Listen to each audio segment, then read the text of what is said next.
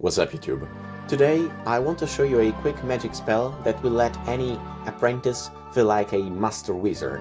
The spell is called SSH, Open SSH, which stands for OpenBSD Secure Shell, and yeah, it is kind of black magic because it is not it is made by OpenBSD. But the cool thing about this spell is that you can astral project yourself. I'm here on my main host machine and my main computer, and I want to check what's going on my Raspberry Pi downstairs. So I simply cast the spell by typing SSH, the username, the machine, the host name of the machine, which is Raspberry Pi, and bada bing, I'm inside my Raspberry Pi now.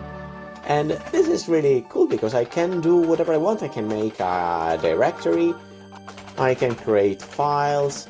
It is like I'm using this other machine from my main machine, which is really cool.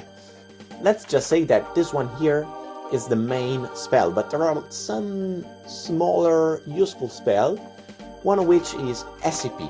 SCP allows you to copy any file from the main machine. In this case, I'm trying to copy FIGA to the Raspberry Pi. I will simply type the path to which I want to copy this file, which is my home folder, and boom, it is copying.